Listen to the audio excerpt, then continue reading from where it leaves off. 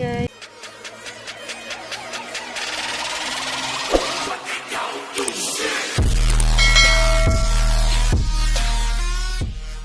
Pupunta tayo ngayon sa palengke guys. Dito ako bumibili guys ng mantika. Ayan. Mura lang po yung mantika nila guys. So. Okay. Go, go, go.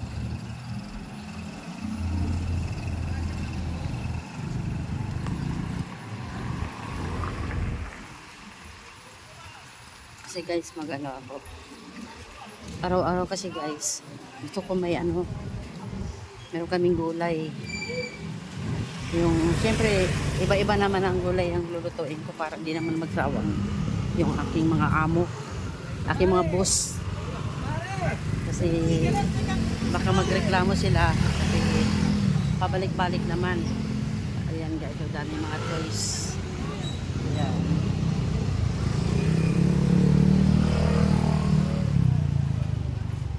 Magkano yung saging mo? 30. Ah, 30. Oh, ang sarap nito. Oh. Magkano dito? Ganon din. Ito? Oh, masarap yung saging na yan. Maya.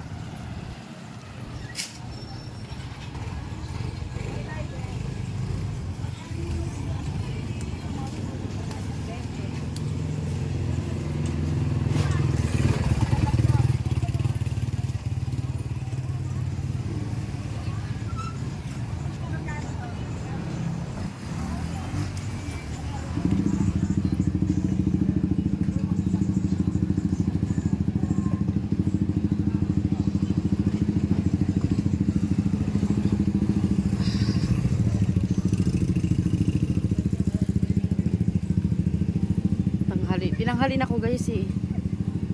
Tinanghali na ako. Kaya titingnan ko lang kung anong mabibili ko ngayon.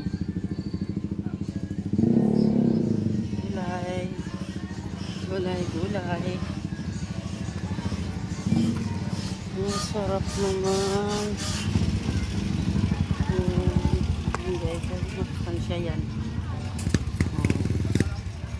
40 ang kilo ng ano.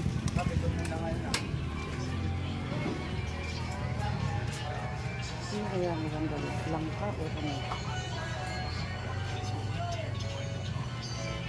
Magkano po dyan sa ano, Nay? Ay, yung puso. Hindi po, yung gayat na? 60 po kayo dito. 60 ang kilo. 100. Bakit iba siya? Ano po kaibahan noon, Nay? Malambot. Maputi. Ah, malambot siya.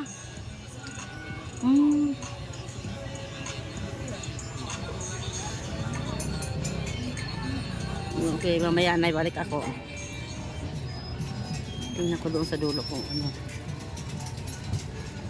Diyos ko Lord, so naman binalik. Diyos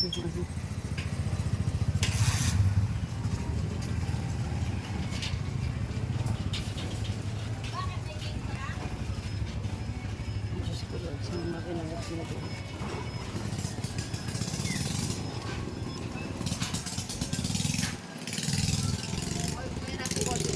Wala. Sinulit ko yun.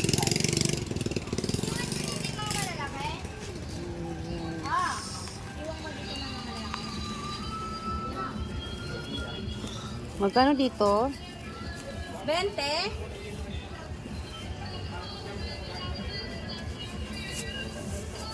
O kaya be, dalawang malaki sa maliit.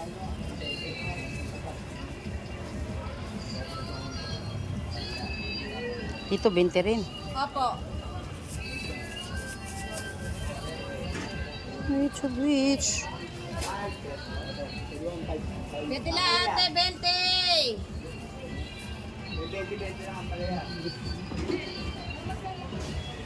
50 na lang yun. Ayan. Ganyan. Pwede na ate, 20! 20? Yes. Same lang pa sa kabila. Oo, pwede rin.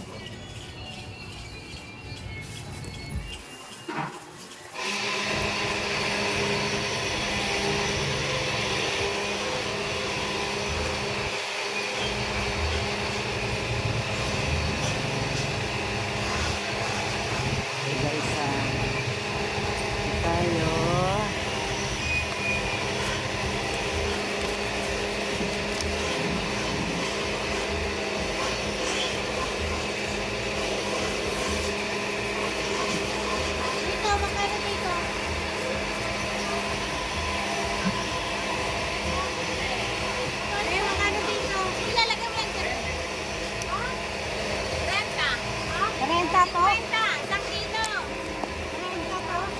30 po. 60 ang kilo, kalahati mahigit po yan. Eh, pag marami po,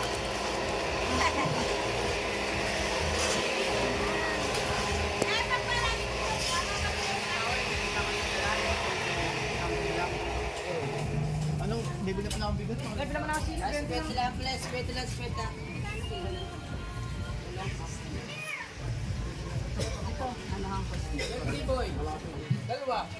Magkano sa ampalaya?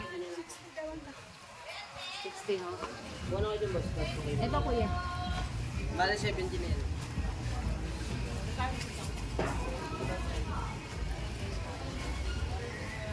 Hindi ako makita dito guys. Yan ako sa kabila.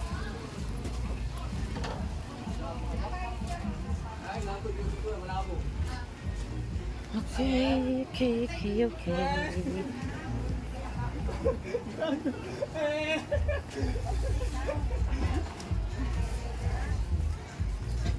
Magkano po ganito? Ano po to? Ah, langka siya.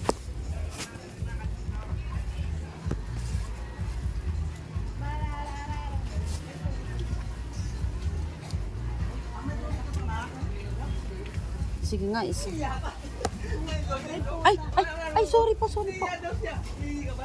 Ma'am, pabilang po dito, ma'am, be.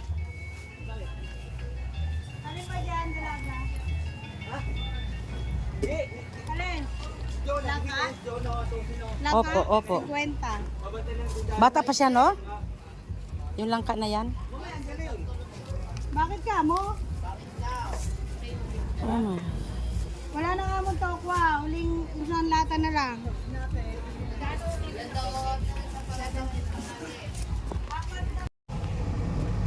Hello guys, tapos na tayo mamalingke guys. Ito, pauwi na tayo.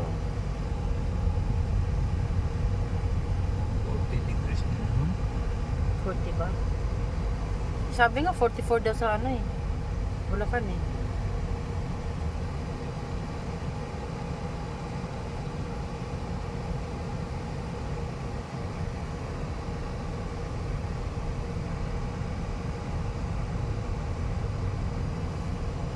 Pauwi na tayo. Pagdating sa bahay, magluluto pa. Alas 12 kg. Hindi, initin ko na lang yung mga ulam doon.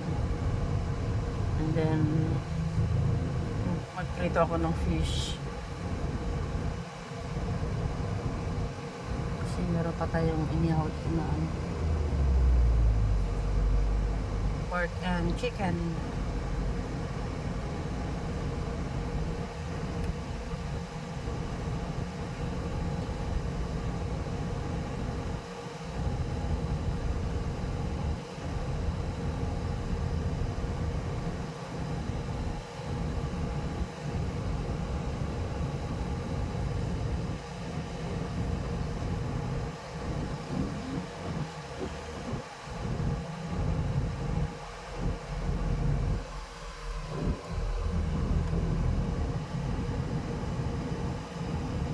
Naku, mukhang na-traffic tayo guys ah.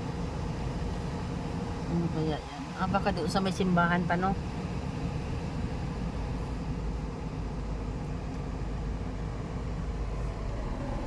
Ano guys? Ano dito sa labas? Yan ang init sa labas guys. 40 degrees. Nagkasod lagi naman sa sasakyan na yan.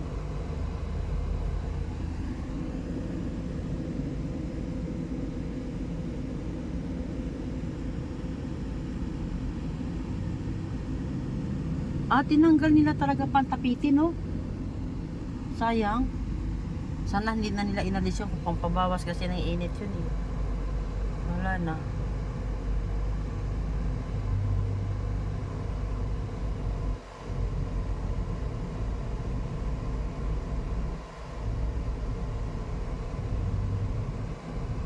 Usad pagbuong tayo.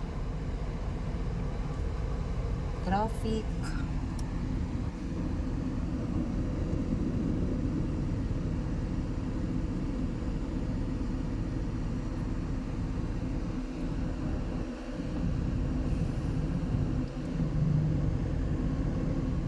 Ayan guys, kumain kami dyan sometimes guys. Kala namin guys ang sarap nung ano yung ano nila, yung burger. Ay, hindi. Wala pa rin makakatalo guys sa ano, Shake Shack. Shake Shack talaga is the best. Lahat ng natikman ko na ano guys, mga burger dito sa ano natin, sa Pinas natin, sa Pinas, eh walang makakahigit sa Shake Shack. Shake Shack pa rin ako kasi talaga namang masarap guys eh.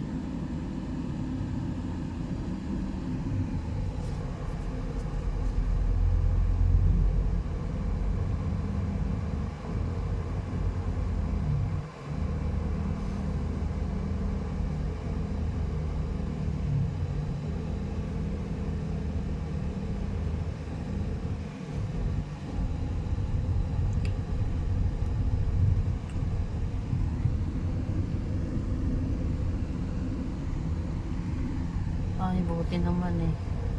Umusad din. Ah, tama. Malakas ng lupit gumagawa naman na yan. Oh. Wala siyang ano, wala siyang kompetensya eh. Nag-iisa lang siya dyan. Wait pa yan. Oh, Wait, yung pinagawa yung freezer eh. pressure? Kanino? Yung kay ano nga. Ah, yung kay pinahinang ko, ano? Yung pinahinang. Ah, ganun ba Kasi yun? diba Diyan ba yun? nag-job nga, binalik ko. Hindi na ako pinabayaran. Dahil Mm. marupok na yung ano. Freezer. Wala tayong magagawa dun. Tsaka hindi lang yun, yung motor na nakahigop na yun ng tubig pa.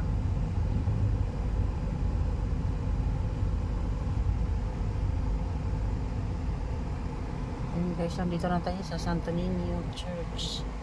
Santo Niño, parokya ng Santo Niño.